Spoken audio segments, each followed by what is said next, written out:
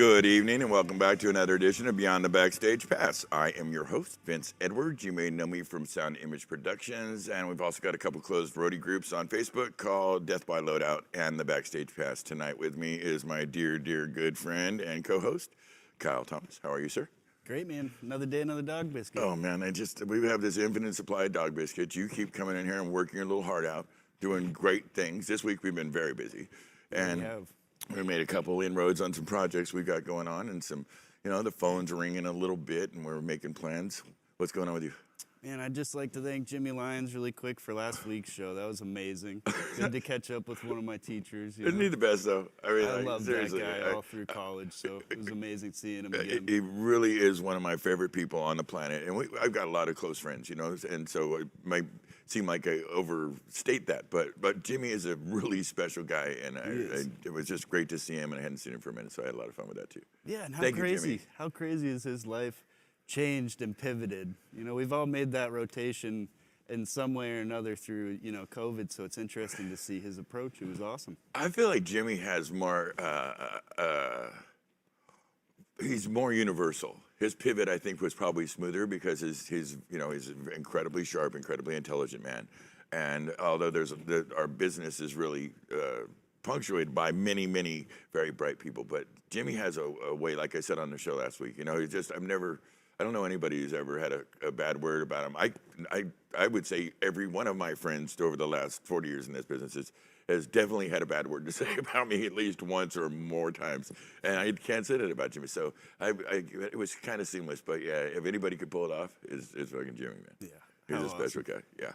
Also, our buddy Isaac from Local 134 sent us a lovely samurai sword. I think it's appropriate since he's been parked out in Japan. Yeah, he's in Japan right now. He brought us this. So we built a wall today. Yes, we did. It's going to feature all the items that you guys have sent us. That doesn't fit on the desk with all the knives. So thank you, Isaac, for the amazingly large samurai sword. Something else I can be chased around the shop with. Yeah, and that's sure he had your best interest at heart when he sent that. But he wants me to see.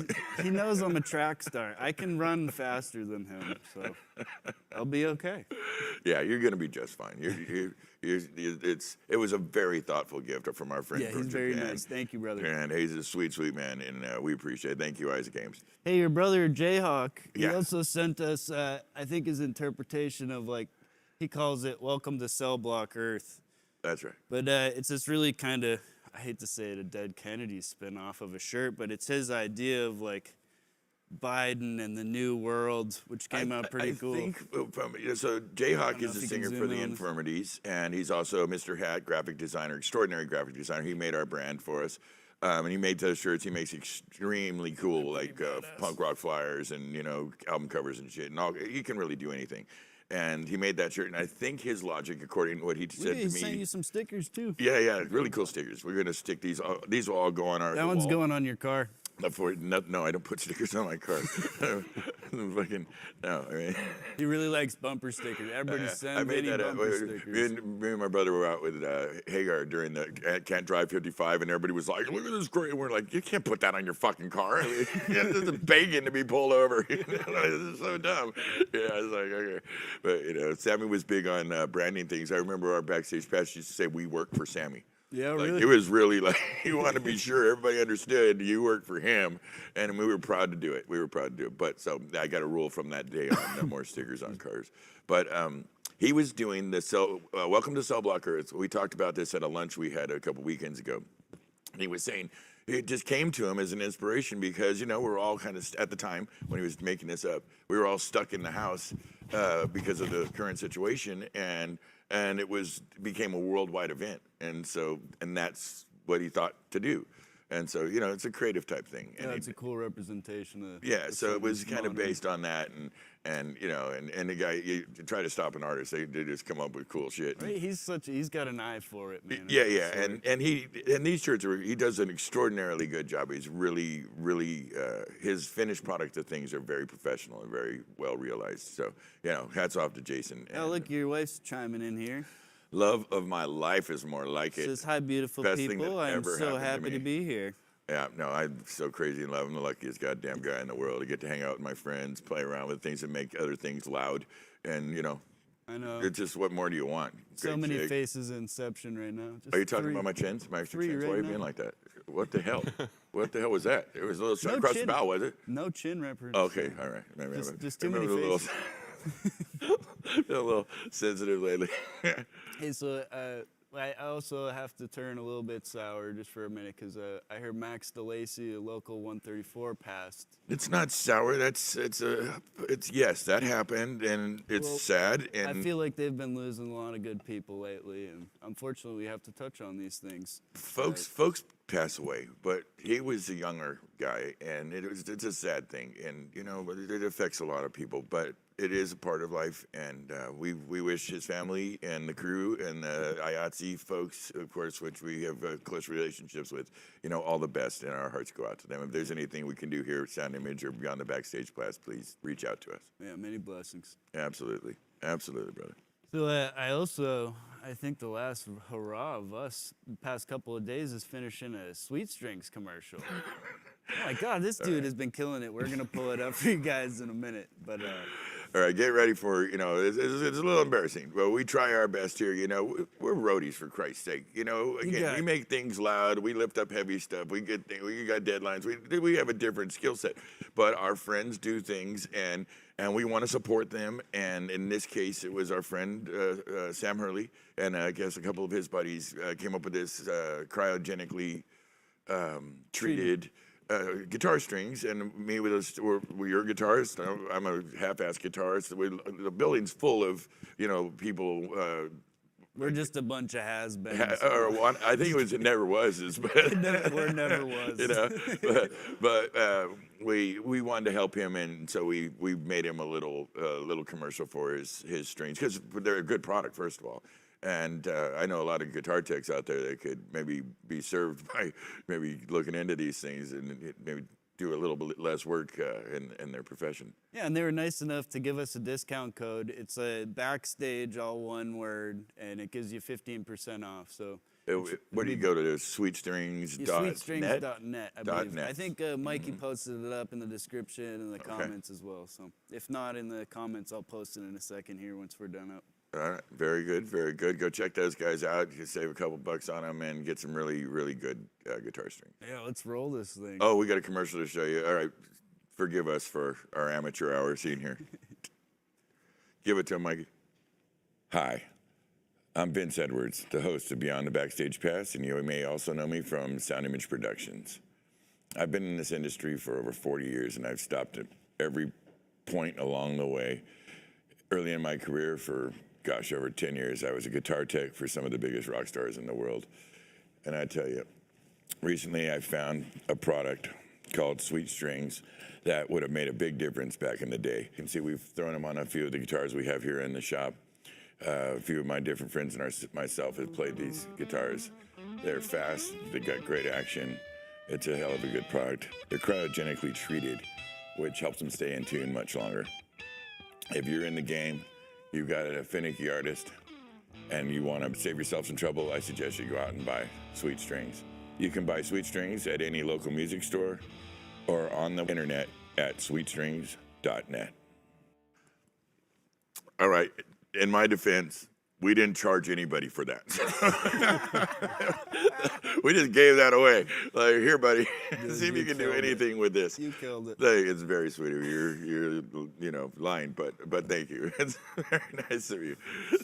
Hey, one more thing to wrap it up. Yeah, and thank you, Bernie Broderick, for helping us out with that. That was Bernie, the great you're Bernie the Broderick, fucking man. speaker, design legend, that decided to sit down and whip some leads out on his new strings. Well, yeah, and I think I think we can talk on it.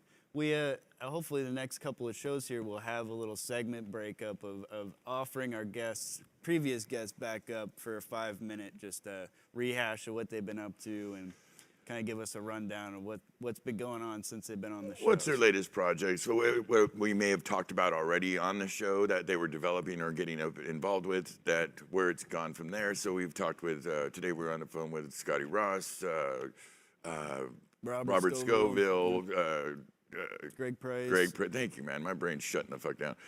Greg Price, Winston Dama, a bunch of heavy hitters that are extraordinary people. And we just, said, hey, we're going to check in on you and do a little quick segment and see where you're at and what's going on in your life. You know, Bob's doing the new lab thing, and Greg's he's got a new project. Everybody's kind of doing new things. You know, Winston's getting ready to do his thing with the SXL. So we'll talk. We'll do a little bit with them and insert it in the show. Yeah, everybody's like I was saying, everybody's got their little pivot. Yeah. See what's been manifesting in the next. And it'll be, you know, the Brad Maddoxes and Jim Yakubowski and those guys. We'll reach out to them to see what's up currently and that type of thing. And I want to say real quickly hi to Charlie Zericki. He's godfather of this show. We're using your hell glasses, Charlie. Thank you, baby. You're the best. We appreciate you more than you can know. You're the best, man. Seriously. All right, Matt. Listen. Thank you, and thanks for you built something today. What was that all about? Oh, we got, like I said, I mentioned it. It's the mention wall. it? That's where the samurai sword. It's going on the wall. It Okay. can't really fit on the desk, so we've No. got a wall like built. the tool rigger jackets and all the weird things we got. You know, cool things that would. But they belong on a wall. I'm not sure how you're They getting belong in a this glass museum. up on the wall, but I want to see that happen. See, It's gonna look cool. I might get crafty. I might start to build shelves. You never know. Yeah, we're gonna fly it and bring it down, lower the wall. We're gonna need at least 1 ton on that. All right, it's gonna be fun. Regardless, we got a big show for you tonight. We're very lucky. We're being graced by a dear friend that we've known, for a long time, decades. He's a sweet man. We couldn't be more thankful to have him in the house. I'm going to read from a little prepared thing here. Our guest tonight has been in the industry for over 40 years. He came up working for some of the truly great artists like Santana, Metallica, Steely Dan, Snoop Dogg. This is just to name a few. I could really go on all damn night. He's worked with IATSE. He's worked as a rigger. He's worked as a lighting crew chief. He made the switch between that. It's a tricky switch to go through that, through management, artist relations, to tour manager, to production manager. He's the guy that's done it. He's worked some of the biggest acts. We're lucky enough to have him here to talk about it tonight. It is the one and only Mark J Hetrick. How are you, my brother? So good to have you. It's so good to see you. Oh, brother. Man, being around Annie Edwards is a good night. It's a good night. And you know, so we'll talk about it more in a second. But my brother doesn't stay around for a lot of these shows. He's got a full life and a big family. And he made sure to be here tonight because we got the love for you, baby. And if there is anybody that I've built that city with, it is George Edwards. Yeah. You guys, the relationship goes George back Edwards. long, and it's very close, and it's a very sweet thing. That's an old Jefferson Starship reference from Morpheus days. Wow, digging in deep right there, buddy. That's right. Yeah, that's like mid-90s shit right I can there. build that city in 2 hours. I remember, I guess maybe I See, should. we already got off topic. Yeah, well, I was going to go into relay a Starship Tour note, but I remember I'm the interviewer, so I guess I better. All right, let's start. Let's kind of start at the beginning. You're originally from Kansas. You got into the IATSE in 1980 out there, or I think at 190, right? Local 190, yes, Wichita, Kansas. Yeah. It was pretty cool. First off, I grew up in Kansas. I was born in We Ain't Coming Out, Texas, Waco, Texas. No shit. And I was adopted, so I was on a plane day 2. Okay. I was already on tour. Right? Gotcha. And probably about 4.5 was when I moved to Kansas. Okay. The only reason I bring that up is because already at that time, I was building little stages and taking the stuffed animals and doing the different voices and having shows. Yeah. And I remember all that vividly. So I was already really well into the educational side of theater in Kansas, and as I grew up, and it was a number of incredible people were the ones that got me through that. So I hit Local 190 literally at 15 years old. Wow. And it was an amazing amount of talent in this little bitty town in Kansas. Really? Because they had 5 or 6 IA venues. Wow. Cool. And everybody kind of had a house gig, and there was this thing called Music Theater of Wichita, which was an equity IA production. The guy that had been Vince Fontaine in Grease on Broadway. Yeah, sure. He came back. His name was John Hawley. He came back. There's the name drop-o-meter. Right? He came to Wichita and started this incredible theater company. And so it wasn't just the IA that we got exposed to. That was the people that I met originally that ended up taking me to New York later on. Sure. Actually doing Broadway shows, you know. So it was a really amazing experience. At 15 years old, 12, 13 as a young apprentice kid. And then right about 15 is when they asked me if I could do a rock show. And they asked me if I was old enough to do a rock show. They didn't ask me if how old I was, right? Yeah. And I said yes. And of course, it was believe it or not, it was Alice Cooper with ZZ Top as the opening act. Wow. I'll never forget first big Extraordinary rock show, lineup. right? Yeah. The next year, the payroll company says, hey, your paperwork's wrong. It says here that you're 18. And I said, yes, sir. And he says, well, we thought you were 18 last year. Uh-oh. And I said, yes, sir. And he says, you gonna be 18 next year? And I said, yes, sir. Yeah, perfect. And he said, you just tell me when you're 19, okay? So by the time I was 19, I had already gone through my apprenticeship at Local 190 Wow. and was ready to become a journeyman. And the other thing about Local 190 was it wasn't general, it was by discipline. So to be a journeyman lighting guy, or electrics, you had to do electrics. Right. Flyman's where I started. Okay. I was on the fly floor first. Okay. And that led into rigging. And the reason that lighting came into me, this is absolutely the truth, they were always firing a lighting guy. So I knew that I could work as a lighting guy if I learned it. Right. As a rigger flyman up in the air and all that. Sure. That's where I started. So those were my early disciplines. They always needed them. In Kansas, there wasn't a bunch of riggers. No. So you were going from Kansas City to Topeka to all these different cities. Keep yourself busy. And doing it, yeah. And then you came out to the West Coast and went into that 134. wasn't first. First, it was Nashville. It was the 615. Okay. Backing up just a little bit, Rick McConnell, XS Lighting in Kansas City way back in the day. Joe Pasquarelli, Brad Hayes, these guys, Larry Hovick, Radar, the original Radar, right? These guys all ran Sandstone Amphitheater in Kansas, in Bonner Springs, Kansas. Okay. And I came up in that world, and that's how I really got to meet like Opie when he was still a lighting guy. Wow. You know, long before See, Jake now when we're he was a really stage man. talking early days. Right, and these were incredible, inspirational people. Morpheus was brand new, so we saw those cool boxes coming in. Yeah, You know? I was like, I want to be a Morpheus guy someday. Well, they changed some shit around, didn't they? So yes, they did. So that actually led me to high-end systems through XS Lighting, right? And high-end systems, Craig Burrows down there introduced me to Flash Finnicle, rest his soul, who knew I wanted a rock tour, who introduced me to Mike Strickland. Wow. Mike Strickland, owner of Bandit Lights. Yeah, no, I'm All of a aware. sudden, I'm out on Aerosmith. Wow. Getting ready to tour the world 5 times over in 2 years, right? Yeah. With Jerry Gilland as the production manager. So my life literally went from local crew stagehand almost overnight to world touring lighting guy that ended up being there, one of the last men standing, you know, the full 2 years, the whole bit. And that's amazing, amazing. Having done some work with Aerosmith, I know that is quite a Right, testimony. but that was out of the Knoxville, Nashville shop. It wasn't an LA thing. It wasn't a Boston thing. So that's what I mean. I went there Very first. I unique did Tanya path. Tucker first. But before that, there's an artist called Ricky Van Shelton, who most people probably don't remember. I actually do. John McBride was on that, MD Systems. His lovely wife, who's the queen of country now, Martina McBride, was That's the correct. T-shirt girl. No, really? The opening act was Garth Brooks. No kidding. Right. Wow, So early he was days. Stillwater, Oklahoma. We were Wichita, Kansas. It was a very, very small knit community. We were all, that's probably 1988, 87, 88, somewhere in there.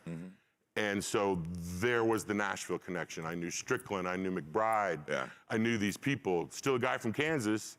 Doesn't matter. It didn't matter. No. And the 615 was early in my career, and I had no idea, especially out on Tanya Tucker, you know, every show was a rodeo. Yeah. You know, when they say, oh, my first rodeo, we're like, well, they're all damn rodeos. You know? Yeah, absolutely. But imagine the vibe, Wichita to Nashville, then yes, pre-Silicon Valley, That's right. Morpheus, Yeah. San Jose, well, yeah, it was San Jose at that time, and Danny English, who, again, you know, name drop-o-meter. No, But couldn't even be sitting here right now, or even known George or anybody if it wasn't for Danny English. Wow, it's amazing. Kelly Lapping. Yeah. Those were the guys that brought me The into Morpheus. connective tissue, you know. Well, the and, whole thing. I guess I could say that from literally the start of my career at 5 years old as a child actor, all the way to sitting here right now.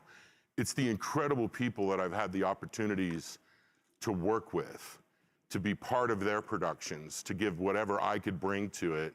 And it's a really humbling experience now with everything that's gone on. Sure. You know, and there's so many. I could go on for hours just saying thank you to so-and-so and thank you to so-and-so. Well, you know, and you're very gracious that way, and it's very sweet because a lot of people tend to, it seems like some folks forget where they came from, and you know literally minute by minute, moment by moment, and all the important moments and the people. And it's very kind of you to mention them. Connie Wilson, Monica Flynn, people you will never know or hear of. These women, when I was a kid, put me on stage, got me out of trouble, you know, all those things. I guess that was the bottom line. I didn't have to go home if I was doing a show. So I was never not doing a show. You kept busy. I was always doing a show. Well, you know, we on the show every once in a while, we're going a little off course here, but mentors is a big thing for us here. You know, we really believe in it, and as we get older, we like to think maybe we're taking up that role now because we had so many coming up. You know, George and myself, we had some really solid dudes that were really, you know, and I've name dropped them all before on the show many times, but we were very fortunate, and we understand the role that plays and how incredibly important it is to furthering this industry. You know, the old guys teach the new guys. We kind of help each other up. You know, it can be one thing to know the technology, but knowing this business is a whole nother game. It's a whole nother part of it that is critically important, and you can't really just know it by doing a couple shows. You got to know it by following kind of the old dudes, how they navigate. And so it's really impressive that you... You know, there was one more move in there actually even before that, because I mentioned Music Theater of Wichita and the connection with the real theater world. So Nadine Charleston ran that program, and she actually was a big part of me moving to New York. That was first, and that was in the real deal, and that was the 80s. So Manhattan was a different place, pre 9/11. And that was my first real experience with away from Kansas, working in the business. And talk about a big jump, because I mean, my God. I literally walked in dingo boots and a Wichita flannel to shirt. Manhattan. Wichita, Kansas to Manhattan, New York. Day. Absolutely. And talk about a big eye-opening experience and career expanding. And, you know, availing yourself to a lot more opportunities, a lot more folks in the industry that you can do this. I had no idea. I had no idea. I was such a new guy. I had no idea that I was even a new guy. That's how new I was. Right. It's interesting how much we don't know that we don't know. Right. I was going to ask you about a band that I know you mentioned that you came up to rigging, and a band that I absolutely adored, and I don't think it got the big splash in the game that it deserved, but it was Bad English. You were out with Bad English. Great fucking man! Oh, what a super group! What an extraordinary band! People don't even know who Bad English is. I know is. that's kids, tragic. You know, That's check my MySpace if you haven't. No, just kidding. No, Bad English. It was phenomenal. So first of all, you had Jonathan Cain, and John Waits, and Ricky Phillips. One of my favorite singers, John Waits. Always. And they were the Babies. That's right. And then you had Neil Schon and Jonathan Cain as Journey guys. So Jonathan Cain was the guy that kind of did both. And then Dean Castrosonova as the drummer. Now, Dean was a kid. He was extraordinary drummer. Amazing drummer. Extraordinary. I had no idea that. I mean, I'm thinking Terry Bozzio level drummer. This guy's amazing. And I would say that's a fair comparison. And especially in those days, you know, Terry Bozzio was super hot and all the different things kind of the guy. But the thing about Dean was he was literally 18 or 19 and was absolutely, he didn't know anybody. He was just like, man, I don't have any friends. I just play drums in my room. And then these guys found me, and now I'm the drummer. And that band was incredible. Extraordinary The shows were, it was 80s pop, but the sound checks, they'd come in and do Babies tunes. Oh, man. With Neil Schon playing lead on them. It was phenomenal. You know, it was phenomenal to do that. And it was college towns. So it was small halls. It was, guys, I'm keeping your driver's licenses so you come back and do the loadout. It was, this is the football team. This is the girls volleyball team. You know, they're your crew. One day, didn't you guys bring a crew? I thought you guys brought crew. Well, we do, but where's the other 50 people we asked for? Right, exactly. So, yeah. I hope you don't mind. This was phenomenal. Oh, seriously, if you don't know, you need to know. And also the Babies, check them out, because I think these are two bands that it's people just. The Babies were amazing. Extraordinary band. And they were considered a boy band, kind of, sort of a pop boy band at the time, but they were phenomenally qualified as a real rock band. Singer-songwriters, you know, because they were on the tail end of the singer-songwriter generation. Yes. So they had this. They came from a very strong tradition of craftsmanship. Quality playing and craftsmanship, and some of their. I was listening to, you know, Every Time I Think of You, You know, it always turns out good. Oh, yeah, Oh yeah. my God. That's Before Pro Tools. Look at the hair. Look at You the really hair. had to be able to sing then. Every time I tell you. right. It's so friggin' good. That was another Rick McConnell. Yeah. Interestingly enough, Excess Lighting, Rick McConnell. Bad English was that one and the other one where I was talking about McBride. So little bitty lighting company, front yard. Sure. Dude was amazing. Yeah, Dude could yeah. do anything. Absolutely. Yeah. I'm going to jump around in the ahead, history because it's just there's just too much. It's a cornucopia. I love of that you goodness. picked out Bad English because that is old school. I That's really awesome. love that band, and it's just one of those bands that feel like it just didn't get the play that it deserved. You know, there's like Power Station or some other Right. super groups, Another you know? another great Yeah, super yeah, group. yeah. Right. You worked at the Extraordinary. It's a lovely, amazing place in Saratoga, the Mountain Winery. Oh wow. Old Palmasan's old place. It was, and it was part of my job. So of course Doug had been there forever, and Yeah. Doug was fantastic, and Doug had a vibe. Doug and Karen had a vibe, and Lee had a vibe, and that's how it always was. But Bill Hirschman, the owner, had a different idea. Yeah. And he actually had quite an amazing vision. It was just very different than what everybody else was used to there. But that was literally, no exaggeration, like 78 shows in 90 days while it was being built. Really? Dirt, rebar.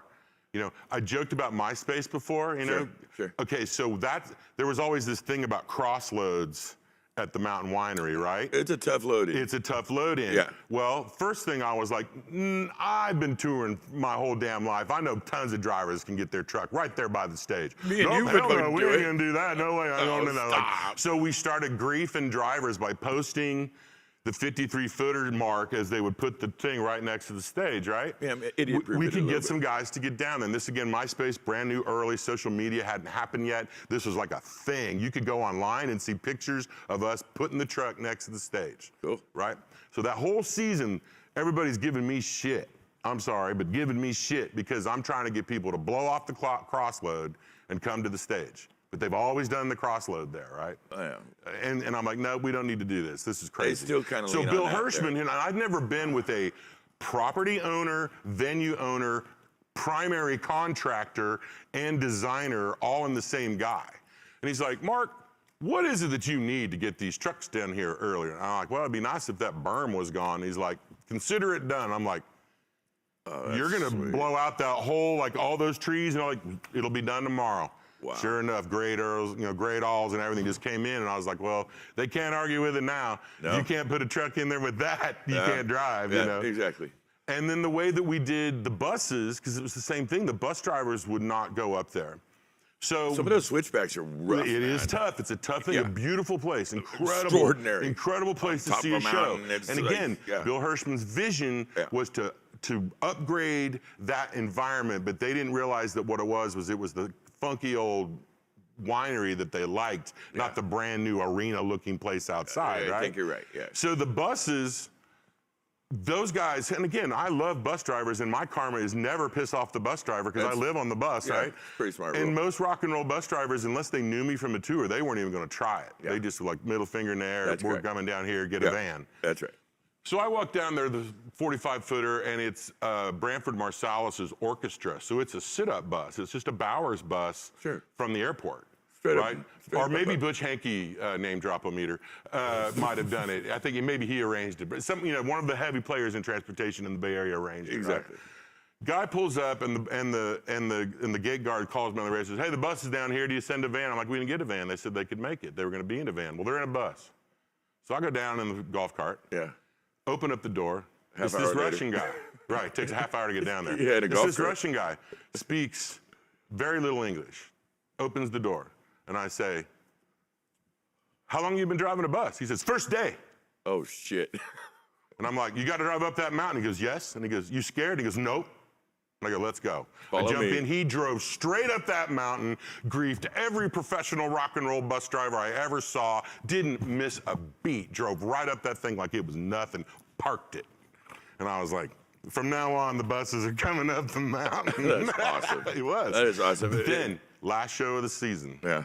Everybody's watched me grief every production manager and pull every bit of road cred I have as a local promoter production manager. It was Live Nation. I was working for Ron Bergman at the time, course, right? of course. Right. Tony Bullock rolls up, who I know very, very well from doing all those Earth, Wind, and Fire shows. Yeah. And I'm like, nope, we're cross-loading, we're doing all this stuff. I'm like, who the hell is this guy? Mark has been killing us all summer long. Yeah. But this guy rolls up, Yeah. and it's cross-loads and vans and everything. I'm like, whatever Tony says, we're doing it. Yeah. Because I've been doing show after show after show with that man, and I love that man. And Yeah. he is tough. Yeah. He is hard as nails. Oh, he's if you fucking can concrete. please him, you Yeah, got it granted. going on, That's right? not wrong. Right. So Tony did me the super solid. At the end of the deal, at the end of the loadout, which was like record time, he comes up and he says, you know something, to the crew. He's like, Mark told me what he was doing up here, but told me I didn't have to do it. And I told him that was right. We were not going to do it. But I was wrong. Yeah. And I was like, oh my God, Tony Bullock just said Never he heard was that. wrong. I've never heard that. And I couldn't tell you how touched I was when that man was like, you guys got it going on here. So that particular year, it was intense. We made every gig happen. Most of them were selling out while I had fire marshals and local I can PD and imagine. all that, because none of it was all temporary. None of the permits were right. Yeah. Everything had to have fire watch. Local 134, amazing crew there. Amazing job. Mark Hager, that guy came out as head electrician, cleared more bathrooms than you could ever Was count. Brian Conway out there yet? Yes, he was. Yeah, Yes, he was. yeah. Yes, he was. Good kid. Yeah. Yep. Yeah. Yep. There was a lot of great people, and it was still BGP then. Sure. Or I'm sorry, Live Nation. Yeah, It was Live Live Nation by then, and so you still had the BGP stagehands doing the load in, the trucking, and all that stuff, and then it was the IA on the stage. Wow. So yeah, Wow. great experience, incredible crew. Extraordinary venue. Yes. And turned out really beautiful. Oh I man, mean, it turned right? out. The finish. I think Mark, you probably threw up a snapshot of it. It's an extraordinary place, and it's a lot of fun to play. Usually, it's of course in the dead of summer, and it's hot as hell out there. But it's an extraordinary. You know, place. another thing too, that was John Feldetta that handled the in-house audio there, and I had worked at the Redwood City Fox for many years with him through Montalvo. Yeah. So we had a really good rapport, him and Adrian and the whole group, that whole team that they have. Yeah. And it was Impact Lighting, and at the time it was Kim Martin, who was a very dear, one of my dearest, closest sisters ever. I've got to reach out to her and have her on the show. I should probably stop right now and let Kim take over, because I don't speak compared to how she does, because she makes me like I don't talk. I love Kimberly is my daughter's goddess mother too. We're that close. And that makes sense. Yeah, Yeah, that totally checks out. Yeah. And that totally makes sense. And Deanne Franklin too. She was on that.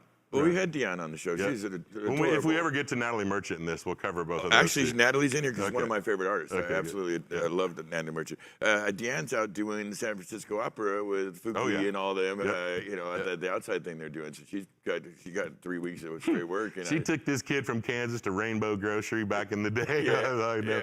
What the hell is a tofu? You know? My feet are big enough. What do I need tofu for? You know? Yeah, it's funny you mentioned that. Well, I'm not going to go into it. We're running out of time. That was a long time ago, Let's get to it. Lighting crew chief for Steely Dan. Now, Wow, yeah. Now, okay, we all know. Everybody who's watching this knows that Steely Dan is fucking Steely Dan. Phenomenal. And, It was only their second tour, also. and so they were still crisp and tight, and Becker and Becker was Fagan alive, were Fagan was killing alive, it. yep. I mean, like this is studio level live every time. They just kill it. The production values, the recording.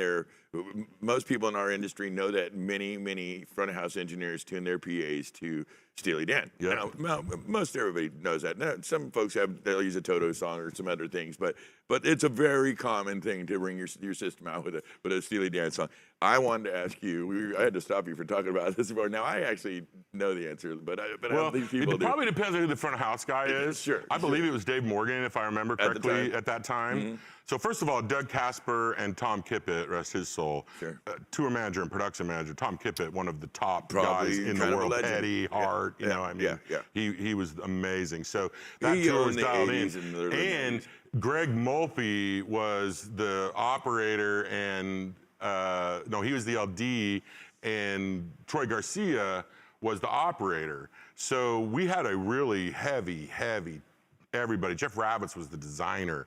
So this whole Jesus tour Christ. was We was would have amazing. broke the fucking name drop meter by No now. shit. I mean, this is Well, like the here's the other who's thing. who of who's Let's who. talk about the band. Yeah.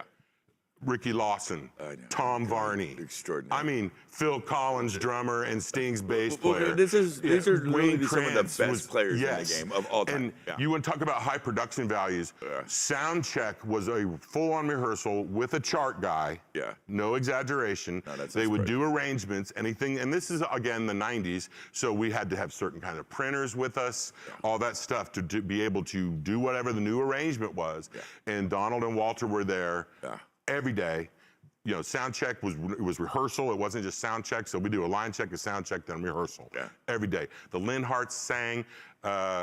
Was Cornelius Bumpus? I believe Cornelius Bumpus was the horn player. I mean, Jesus yeah. Christ. I mean, you couldn't. It just didn't stop. That Yeah. Wayne Krantz. So Walter Becker would introduce Wayne Krantz as the guitar player for Steely Dan. Like when Walter Becker is introducing you as the guitar player for Steely Dan. I remember we did a show for Steely one time, and we were in this house where they had different dressing rooms, and Walter was mad at Donald, and so he was basically tuning up at 11 with his amp facing Donald's wall. You know, there was only one time that we ever saw that, and it was at Jones Beach, one of my all-time favorite venues, just Great hands place. down, one of the most incredible places before and after Sandy, both of them.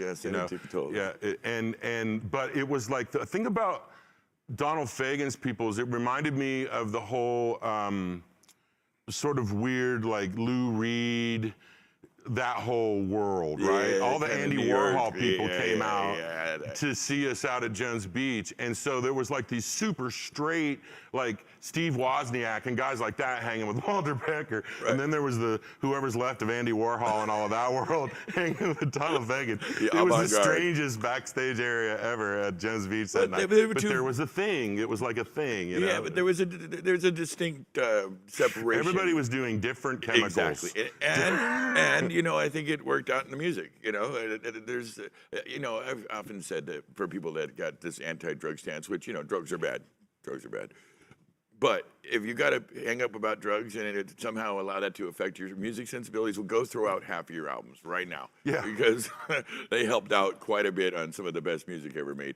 And there's influences that kind of run between. I don't want to get caught in that lane. One thing I have to say about that, I hire a lot of people over the years, and that does come up, and especially the last decade or so, I've been doing the weed wrappers, and so different other chemicals are going to show up on a pot tour. Yeah. You know, but I was reading on one of those sites one time where they were looking for somebody, I don't know if it was a monitor guy or something that was going to be close with the artist and travel with the artist, and in the ad it said, or the whatever, it said, heroin only on days off. And I thought, well, okay, this guy knows his artist. If like they're all on junk, but you can do it if it's your day off. Yeah. And I'm just like, in a way, I thought that's offensive, but I also thought, no, what? This guy knows exactly what the vibe is on that tour, whether you like it or not. That's what's going to go on, and so you better be prepared for it. Well, he's delineating the rules. So he's saying, we don't dig it, but we understand that this is a thing. So here's the band rules. does it every day. Yeah, you can only do it on your Yeah, day off. that's You know. There's a line between Right. the artist and the the employees, and But as struggle with extreme as that seems, that is a really in touch with the vibe of their tour production manager. Sure. But I bet you remember the back of the Journey trucks would be the sign that said, you know, no skipping, no fighting, no, and then I think the fourth one down was no sodomy. And so, I'm glad you skipped over Metallica. There would have been a lot of hashtags and people outside yelling slogans. Yeah. Great tour though, an amazing tour. I didn't skip over him totally. Okay. D Stone asked me to ask you. D-Stone, You've love asked me D-Stone. taking her out on her first tour. She said it was a long time ago. What did you take her out on? Paul Anka, ladies and gentlemen. No shit. And check it out. Paul Anka lives like 6 miles from my And house. this guy, He's one of I the wrote this best- one for Johnny, Mads. I wrote this one for Buddy Holly. I we wrote wrote this for one for Frank everybody. Sinatra. And you're like, this guy was so prolific and completely amazing. And you're like, Extraordinary dude. Yes, Yeah. yes. Hal Dieter, I think, was the LD on that, it seems like. And he's the one that brought Morpheus into it. And it's funny that D brings that up because what it really was, let's just talk real. Okay. You know, she was younger, and I was off of a big tour where we were trucks and buses and airplanes and all that stuff, right? And so this was going to go be a couple of sort of More casino intimate. dates up in Tahoe and some Paul different Anka places style. like that, right? It's very, very, three or four shows. It wasn't like a whole lot, right? You know, 1,800 seater. Right, and Danny English hands me the keys to the truck, and I'm like, what are these for? right? Because I'm going to drive. Are you What? kidding me, right? What? And so I look at Dee and I'm like, can you drive? She's like, yes, I can drive. I got I'm like, this. here you go. And I handed her the keys. And it was awesome from then on. I sat in the passenger seat for the first time in my life. And it was awesome. And Dee's great. And boy, you want to talk about somebody that grew into an amazing talent. I mean, she was really good then, but that was more on the ground, nuts and bolts, build the trust, build the show. Sure, sure. But that's why she's so good at what she does and is good with her artists, because she knows how the rig goes together. Well, you know, and that's the problem with a lot of the folks sitting out front these Oh, days. no, They know the ways computer of program and the Oh, my graphics, God, but they yes. don't know how to build that rig like we do. Well, you know, we do that a little different here at Sound Image. So we get kids coming out of these production things and stuff. We talked about this a little bit last week, and we appreciate the information they come to the game with, but we kind of deconstruct them a little bit and push them back and get them to, you know, show us that they know how to wire things up and, you know, troubleshoot and understand the whole process. It's great. Sure, you can run in a, you know, grandma too, but I really need you to know how to get everything up, get it running, how to deal with that light right there when it inevitably fails. And this is more valuable to me than your chops at this point until we get you developed into where we finally need you behind a desk, you know. And I think that's critical for. One of the things too is we're also talking about Morpheus gigs, which was proprietary at the time. Yeah, that was the only very protocol special that shit. had intelligent, you know, lighting in with the conventional protocol. We used everything different. Yeah. And those guys, Brian Richardson and company, were just brainiacs. And I can think of some of the road guys from that company that I was with. You know, Tom Maloney, just, I mean, a scientist. Yeah. Also, you know, a great road guy. Yeah. Just a great, Yeah. you know. Kelly Lapping, I got to Morpheus because I knew him from Kansas. He was like, Crazy. Danny needed a guy to go out on Metallica, Dan Brown's first year of Metallica. Yeah. And even Eddie Kircher thumbs up me, you know, and I was like, wow. And it was Those are Kelly pretty like, good I people don't to- know if he knows anything about lights, but he knows how to work. Well, you know, And I showed up and I didn't leave. You know, it was great. I never had much of a lighting sensibility. I'm kind of an audio guy, you know. Again, I did it because they were always firing a lighting guy. You're not wrong, but I remember my brother was running Morpheus at one point, and That was many years later. yeah. That was many years He later. brought me in to see what they do. It was like 2 a.m. We rolled up on the place, and you know, we did this tour, and he was showing me how, you know, the light combining and all this, and I was like, you know, I won't lie, man, I was a little bit like, what the fuck? Subtractive dichroics, by the way. That's You call it whatever you want. It's life, man. You know what? Your brother and I were touring together in those days, but he was a sound guy. Yeah, I know. I mean, he I was know. a monitor guy or front of house guy or whatever they needed. Crew chief. George could do I think he was anything. taking me there because I was still in the band side of things. You know, I Right, was doing, right. and he was bringing me. He was like trying to say, because I was like, what the hell? What are you doing running a lighting company, man? You're fucking Audio George, you know. And he was trying to show me the wisdom of the decision. And it came to me in time over this visit because I got to see the extraordinary technology and how far the lighting had moved forward. Because I would Or literally didn't work. or did That it? was another part of It's a Morpheus. very real part. I have that concern. Some with of it lighting all the worked, some time. of it didn't work. Yeah, and so it was something that I think he was trying to sell me on, that he had made a good choice because he was following the business, you know, and it did turn out to be a good Well, choice. and he came in after the guys that did the bankruptcy, and they had run a soap company before that. And the reason I even preface this is because that's what got me let go from Morpheus.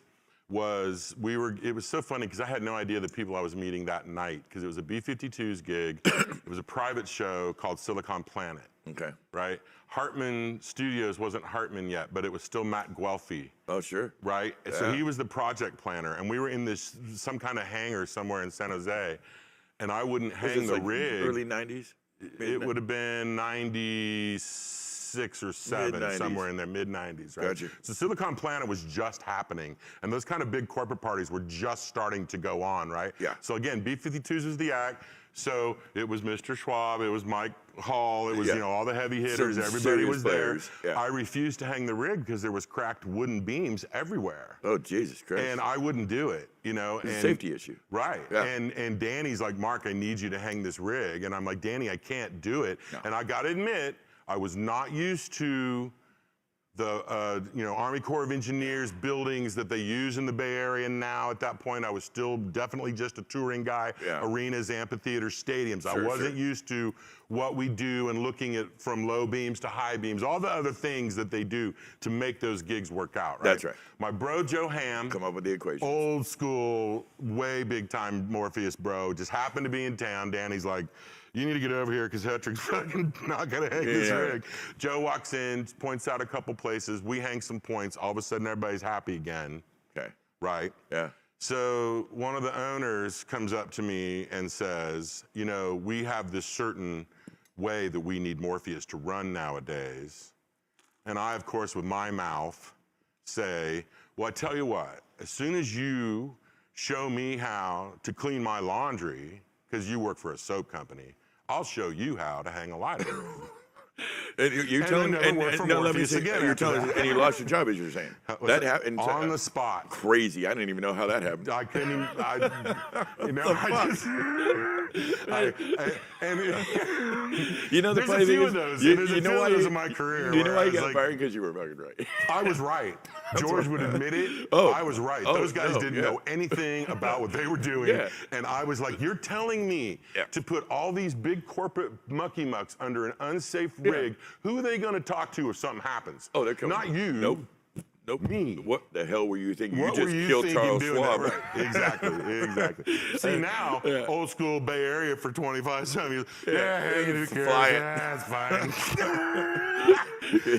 Dwayne's been there 30 times. It's fine.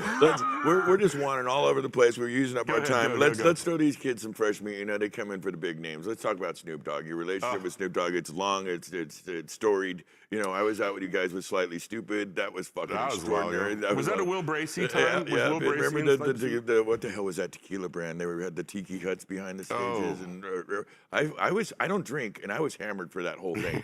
I just stayed, You know, hammered on Red Bull and vodka, pretty much for that whole thing. So first of all, I'm not really a drinker.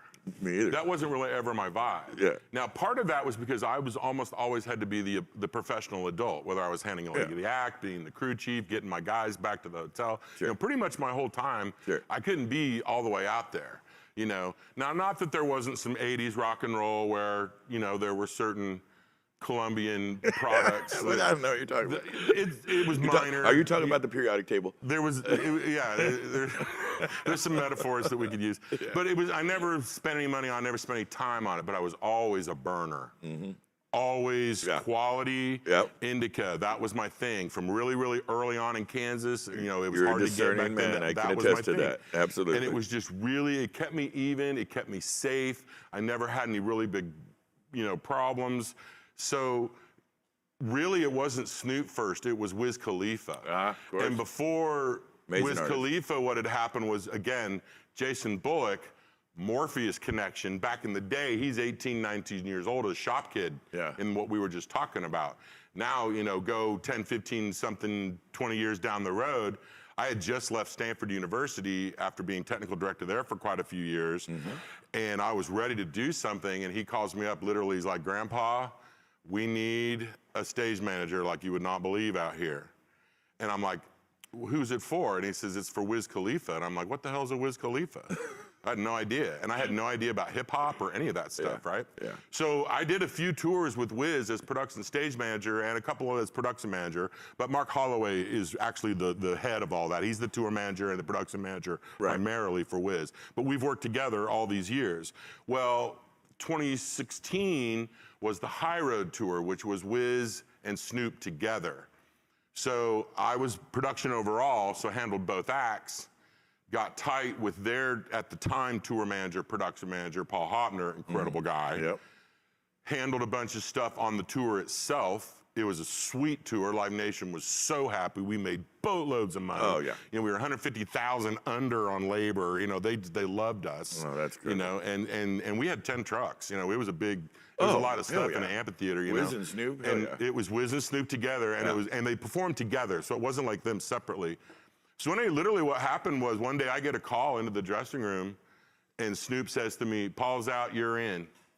Wow. That was it. It's My that whole simple. life changed on the spot. Amazing. Paul's out, you're in. Now, what Paul was doing was he was leaving to go to Live Nation as a touring account and production rep, and he is phenomenal. You want to talk, that guy has got game more than you could ever imagine when it comes to accounting and all that kind of stuff. But he was also really good at flip side going, hey, Mark, what do you think about this rigging idea? What do you think about this staging thing? Because that was my area, right? So Snoop just felt like I was already kind of handling his show. Sure. right? Because when Wiz wasn't doing stuff, I was out with Snoop. But I was production stage manager. I wasn't the tour manager, wasn't the production manager. Right. So I was handling that. But then after a couple of like Save the Days at, say, New Orleans Jazz Festival, a couple of things like that, Paul steps out, boom, the next thing you know, I am in the hot seat. And it was phenomenal, incredible experience. He personally, Cortazar Brodus, you know, Snoop, that guy is one of the best people you will ever know. He's actually a really sweet, smart guy. He's also just the opposite because he's from that world, right? So he is very in touch with who he is. And he knows what he wants. And he did apologize to me a couple times when he would get on me and I'd say, but you told me to do that. And he'd go, oh, yeah, you're right. You know, and you're taking that career decision by saying anything, right? But sometimes you just want to go, hey, boss, you're the one that told me to do that. Right. You know, so that's why we did it. Oh, yeah, that's no, right. But I think, you know, because my experience with him is sometimes first of all, he rolls with a huge crew. Huge production, and I'm flying people everywhere. And his security staff is very protective. Papa, you know, Papa. You know, and there's times, you know, there's a lot of things going around, passing between folks, and it's kind of endless. And at some point, you know, you might forget a direction or a directive that you shared earlier. Right. Well, you know, the other thing that really actually hit, it was a transportation thing. Dog flew private. I flew commercial, but I had to leave after him and be there before him. Tricky. That was tough. Yeah. And if you know what concierge key is, I do, of course. I got put in the secret society because I had so much miles sitting up front in that front chair. People go, oh, that sounds so glamorous. It's like, it is not. Oh, dude. You got to be up there because you got to get off that plane fast, on another plane fast, That's have right. 30 cases, check bags, all on media rate, all that stuff. It's nightmare. intense. You get off the plane, your phone blows up, half the band couldn't get across the border, so you got to work that out. Oh, wait, they changed everything. Now they're getting different flights. Wait, no, that's not their point of entry. Now they're trying to get in the country in another place, and those guys don't know who the dudes with the grills and the saggy stuff are, right? And they want to know why they're all in jail. And you're like, you had a joint in your passport, really? Really? True story. You can't make this stuff up. No. We've all made that. What are you doing? I've done it myself. I know. Man, I didn't want to lose it. And I'm like, no. Listen, there's a place I knew where I And so we didn't have a drummer that night, you know? It's like, hey, man, it's part of that. But Snoop, total professional. Yes. Total professional. Always there. See, that was the thing. The only person that had to be there every time was him and me. That's really true. Everybody else was interchangeable. That's really true. Every other person was interchangeable. Yes. By design. Definitely. Yeah. And the people that are closest to him are longtime family. They right. protect him in all the ways. I learned more about Crips and Bloods and that whole world. Yeah, you didn't know much about rap going in. You know it all now. And I didn't even know what the hell is a Wiz Khalifa. I can just tell you what a Khalifa is for sure. Yes, I know you can. You know? I know you can. And yeah, no, my whole life changed so much that like the people in my neighborhood wondered if I had joined the mob because there was always some kind of an SUV or a town car out front picking me up to take me to the airport. Because I started flying out of Monterey because San Jose was just too much. Yeah. You know, I mean, you know, I live in Santa Cruz, so. Monterey's a great airport. Monterey's great. You're in, you're out, bye. Yeah, but they don't have the TSA and all that good stuff in the right way. They don't have, you know, you can't use your Clear or any of that stuff. No. But they knew me, right? And so I've got, 4 show computers. I've got 2 of my own. I'm traveling with 6, 8 computers. I had to get them out every time. Yeah. But I was doing it 2, 3 times a week. Yeah. And that LA flight's 45 minutes. Oh, yeah. So Dog would literally call me up. You ask my girlfriend. She's like, he would call me up, and I'd be like, honey, I got to go. And because he's like, man, I need to see you. Yeah. He knew where I lived. Yeah. Yeah, I know. Walk straight to the airport, get on a plane, go down, meet Kiefer, who handles the compound. So he was my counterpart. Kiefer, amazing dude. Oh, man. Totally television film guy, Burbank for days, right? Yeah. Runs Snoop's whole world down there. Yeah. He'd be like, yeah, he's waiting for you in the studio. I was always kind of fascinated by his wife. She's she's so Yes. together. And so Well, actually, she's the boss. I know she's the boss. Boss Lady Well, Entertainment, Shantae we know is the this. boss. Yeah, Yes, she is the boss. The secret is now not a secret. BLE is Boss Lady Entertainment. She's driving that ship, and Snoop is not unlike myself. That's a good thing. I had the honor. It was also the amazing challenge of doing her personal birthday party Oh, Jesus. at the compound. You But don't wanna Snoop not get wanted that it to right. be like LA had never seen, and he wanted it to be the best stuff because R. Kelly was the act. Oh, That's man. who he was sneaking in to sing "I Love You" to her, right? Yeah. But okay, and this is going to make you laugh, and this is not down on Mackie, but Mackie somehow had talked to management and finagled into doing a demo during this party. So we were like, "You guys are going to get a free sound system from Mackie." We're like, "Dude, it's R. Kelly." He wants a full DB rig, just DB rig, just like Snoop does, the same rig, right? That's right. So, and Mackie guys still probably to this day don't know that we did this, right? So we went into the place. I talked to the scenic folks. We flew a full PA and then hit it. And we put 3 of these little Mackie speakers that they wanted in the front, awesome. right? Yeah. And covered the whole place. Screenworks came in, did it, my buddy Randy Mayer. Video floor, video walls, and the ceiling was all production. Jason Bullock, Kim Martin, Felix. We brought the Felix people, a couple upstaging people in, right? Totally black. Everybody walks in. It's dark. They're all there for about 45 minutes drinking. You know, it's Puff Daddy. It's the whole LA scene. They're all there. And then boom, the place explodes into video and just comes alive. And the next thing you know, it's R. Kelly, right? Wow. So the whole place goes crazy. We are so happy because Snoop is so happy. The whole time he's like, do not get me in trouble with my wife. Whatever you do, do not get me in trouble. Mark, you do not. You know, people go, when was that production meeting? I'm like 4 a.m. in the morning in the parking lot when he called me to come down in the hotel. That's how intense he was about this, right? Sure. Well, after it happened, it made such noise in the LA social pop scene and the hip hop scene that everybody wanted to know who did it. And Dog was just like, it's just my production. That's it. It's my team. Yeah, and no, you can't meet any of them. Little possessive, it sounds like. We're just like, little, well, little all tiny we bit did, possessive. all we did, you guys, was bring in. We just made everybody feel like they were on stage. Most of those folks, some of them were performers, a lot of them were performers, but we made it the whole building a stage, not something you were watching. Everybody was on this stage, and that was the concept that Mike Downs, Jason Bullock, and myself sort of came up with. That's very smart. It was awesome. Oh, it sounds and amazing. it really knocked everybody's socks off, and that's a tough group to impress. Well, But like 2 Chainz, man, you should come over and look at my place, and I was, like, I don't even know, some of these guys are, except that, I know your passport name. I can get you across the border. yeah, right. Yeah, his actual name. Right. Yeah. Listen, we're up against it. I've got a half a show left to talk to you about. I want to ask a favor of you. Can we reschedule? This show works best when we get in under an hour. We get better. The viewers tend to appreciate that more. And we could do this for like 4 hours, 5 hours, easy. Would you consider rebooking and coming back and visiting us and finish up? And I'll literally pick up right where we left off. We can do that. Of course, anything to help support you guys' show, I'm down. You're very kind. Right. And a lot of it, I'm honored to even be asked, because when I look at the people that have been here already, I've worked with many of them, and some of them are total mentors, and some of them came up after me, and it's pretty amazing. But like, we didn't talk about Ricky Martin, me and Bob Powers on that tour, right? I mean, Carlos Santana, Metallica, Ricky Martin, Natalie Merchant. I mean, well, it's too bad we didn't get to Natalie, because that was the tour that. Let's do that real quick. Okay, let's talk Natalie, because you did Tiger Lily, didn't you?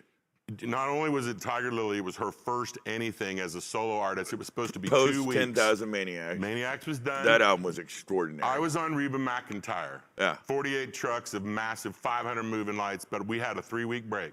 And Natalie Merchant had this little 2 weeks, 3 or 4 radio shows, and that was it. Yeah. Her record was brand new. It hadn't even launched yet. Nobody knew who she was. We went and did, I think it was New Orleans, we did rehearsals in. The band was from a coffee shop that she knew there. That band was extraordinary. Yeah, they were a mess, but they were great players. On the album, I didn't see the live, I didn't get to see it live, but on the album, Oh extraordinary. yeah, different people on the album. Okay. Different people on the album. But they were coffee shop people. Okay. But anyway, the key to the whole thing was it was John Landau and Barbara Carr were her management, and that's Springsteen's people. That's right. So that's why it was Audio Analysts and Morpheus and George Travis's company, which he sent out George Stepanovich, his production manager, incredible guy. George Stips, amazing, Really right? no way to go wrong there. And the thing is, I've been on this massive tour. All of a sudden, I'm on like 11 o'clock load-ins, out by 12:30, 2 trucks. I didn't know what to do. You know, three buses and 2 trucks. And Kim Martin, Deanne Franklin, Deb Gordon. I mean, the list, Monte Carlo, Mario Lucchesi. I mean, the list of the people that were on that tour was amazing. Extraordinarily talented people. And, you know, VHS was still a thing, so we learned how to speak Simpsonese because the bus stuff wasn't satellite then. It was Simpsons videotapes, you know. You know, it was an amazing experience because we watched this artist's songs just take off. That tour lasted a year and a half. It went out on the Lilith Fair. All kinds of things happened for Natalie after that. It was amazing to be part of. I did the first almost year of it, and then it started to break up, and they only did certain parts, and the crew got to where they weren't carrying production and all that. But you know, I mean, sure, there were challenges. We didn't get to pick and choose all the gear we liked and all that because it was land down management. They had their deal cut. Didn't matter what you wanted. That's what the deal was going to be. That's correct. So those are things that I was learning earlier in my career then. That now is just normal every day. That's what's going on. Right. This but George Stepanovich and Debbie Gordon, Debbie was the tour manager and George was the production manager. We had a great time on that tour. Oh, man. I remember Lilith Fair was massive. That album was extraordinary. You know, really just got Tiger traction. Lily had like 18 charted songs or something. It was extraordinary. It's one of those ones you put it on and you can just play it through and it just touches all the right, you know, buttons and places and feelings. It's extraordinary. And Natalie, do I have time to tell one interesting Natalie story? Absolutely. Okay, so we'd been out on the tour for quite a while and a whole production gets brought into like the ballroom or someplace wherever we're at, and they go, "We're gonna take 2 weeks off because Natalie's baby died." Oh man! And we're like, "And we're only taking 2 weeks off because her baby died? I didn't even know she had a baby." And they're like, "Well, it's her dog." And everybody's like, "And we're taking 2 weeks off from her dog?" You know, I was like, and that was the first time, and now. I have taken care of so many artists' dogs.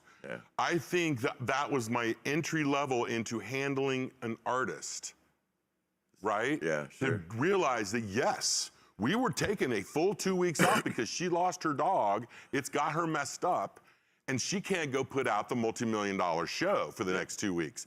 It really made sense. So when I got to deal with the rappers' dogs, they've all got the little dogs and stuff. They're everywhere. You know, and when the year that hoverboards came out, little dogs and hoverboards, I mean, it was. Fire marshals were like, "Oh man, you just need to come sit over here by me." Just. You know, I'm not a big pet guy, but I know that people have. Well, I wasn't either. So that was the thing. I was not that guy. But when you have artists that are precious about their, I know Cat Power was like this with her little dog everywhere she went. You know, and we're out doing this Cat Power thing, and then Dave Grohl's drumming for her. So we got Dave back here, and we're. You know, and she was like it was such an imperative to make sure she would glance across during the sets. I mean, and just make sure it was all good, you know, and then check in. And people just have these relationships with them, and like Natalie called it her baby, and when we didn't know. Well, to her it was, you know, there's that bond, you know. So it's a very sweet thing, and you know, you've done incredible things with your career. I really, I wish we could do this for 3 hours. Oh, you know, that's the problem is I could. Actually, it's not a problem, I mean, but if you're willing to go back and give me another shot at this, because seriously, we barely scratched the surface, you know, and it's hard to get an hour with it, and we try to, you know, give 50 minutes, 45 minutes to this, but to somebody with such an extensive, incredible career as yourself has done as many wonderful things as you have, and it's really hard to get into all of it in a meaningful way. You just bring up your brother and Kanaktai. Actually, Kanaktai's in here. My brother's in here. Man. What's the brother? What was I going to ask you? We used to call that Mistake at the Lake. I stole that from Harbor a gig back in Amphitheater. Kansas. We used to call Mistake at the Lake. But I know you. And there were so many George Edwards stories I wanted to tell, but the one in here, I know you had a long relationship with my brother George. Yeah. Talk to us about that. There, I got it in for you. I promise you I would. Best thing George ever did, and there's so many, there's a list that goes on forever. But we were in Oh, we were in Minnesota. Where's Mayo Clinic? Where's Mayo Clinic at? That's in I'm gonna go with Minnesota. Rochester, Minnesota, right? Okay. So we're sitting in the bar, and we're all Northern Californians, and we asked for the wine list, and the guy says, "Well, we got Shabless." And we got Merlot. You got the Merlot. And all of us Northern Californians went, okay, we'll have the Merlot. We'll take a whole bottle. And he goes, well, it's in a box. So we went, okay, we'll take the box, right? So we drink the box. We're sitting there, and it was like CBS Sports. We were there to do a gymnastics thing or something like that. Yeah. But we had another rig in the truck, and we were snowed in. And I was wanting to get back, because at the time I was doing a rock opera, and I wanted to mix this record that I was all into. So George and I, after the box of Merlot with a couple other guys, Box of Merlot. we go to the back of the truck, and we pull out the entire front of house rig, push it down the street in the snow, up through the lobby of the hotel, into the elevator, flip the console on the bed, set up the racks, power it up, and mix the record in my room. That's awesome. That's your brother. Yeah. That is your brother. He's kind of a persistent Mo, and we love him And for then it. Yeah. we put that rig over by the dimmer racks, which made the lighting crew chiefs and everybody else really mad, because they knew I was not watching the racks. I was over there like,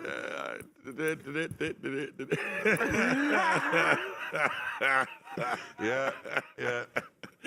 Oh, Those were God. great days, and that was 90s. We were talking about its old school rock and roll ways. You know, it was the parameters have changed what was acceptable behaviors, and it was multitasking.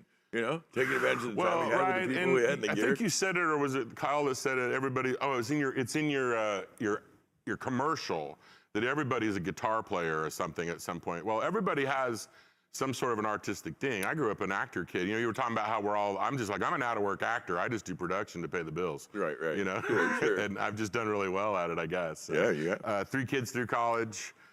Incredible woman in my life. You got a lot to be proud of. I'm really fortunate. And grateful for. And I know that I know you to be a grateful man. I am trying to learn to be humble, because I was not my whole career, and I would not have this career if it was not for everyone else, not me. Well, I might have done the work and been on the flight and been on the bus or whatever, unloaded the truck, but I could not be me without everybody else. we are the sum parts of the people around us and the relationships we've made, the work we do, and it's a collective. You know, I've never seen in one of the shows that we do go off because of one guy. I've seen him fail because of one guy. Well, there again, if Snoop doesn't show up, there is going to be a failure because of one guy. I'm talking crew. Yeah, I'm right. talking No, that's crew. true. That's true. Will you promise to come back? Absolutely. Anytime. Promise, seriously. Anytime. We got an opening and we're booked into like middle of June, but I'd like Pat you to take the O'Doul- next. If Pat O'Doul's cool and he handles my social media platform from now on, I'm with it. Pat is actually a social media. He does really good with it. I probably didn't get near enough views because Pat didn't really post for Maybe me. maybe we can get Pat to come down on this next visit. Yeah, maybe we'll work some out of the house. Yeah, we'll get Pat to come in and be on site Pat, for that. Pat and I, we didn't even talk about Local 16. Right? I've been a steward No, we there got for a very long we don't time. got time. We're going to come back to it. But Pat is a brother, and He I is. love doing gigs He's with him. a sweet, good Yeah. guy. We really, Pat, we're going to put you on the hook on this one. Middle of probably 3rd or 4th Thursday, June. We're going to have to get Jen here. We'll make June 5th whatever. is my birthday. Tell Pat that I've lost 100 pounds since I saw him last. Fuck yeah. You just told 100 Pat. You just pounds. point right at it, look at the TV. Yeah, and you look Actually, beautiful. Brooke, my wonderful woman in my life, is an incredible cook. She's the reason I lost 100 pounds. Well, you know, I think that sounds like a joint effort. True that. Swimming but, every you know, day, but yeah, send, no, send the 100 love out to pounds. Brooke. She's in the house 8 tonight. months. You're doing magical things, Brooke. We glad to see you happy and healthy and smiling and bright.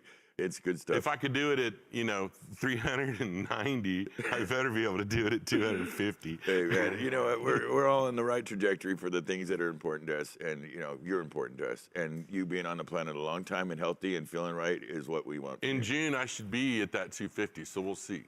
I'll meet you there. If you I'm at showed any 254 old myself pictures of right me, now. it's really weird because I look very different. I didn't even know that. What did you until think of the picture I picked out for you? Oh, Isn't you know, that that cute? is so awesome that Isn't you that used the that greatest picture of picture? Maggie. What's Yeah, that's funny, so cute, dude. she had just been complaining, like, Daddy, you're not going to use the picture of you holding me as a baby. I'm like, I didn't choose it. No, not with me. Maggie.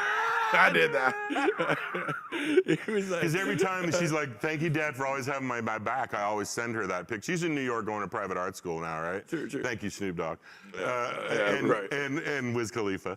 But yeah, so that's like, Dad, every time that I say thank you, you send me that picture. And I'm just like, I'm just trying to mark time, because she was literally less than an hour old in that picture. No, it's an adorable She was born picture. at home, 30 people in the room.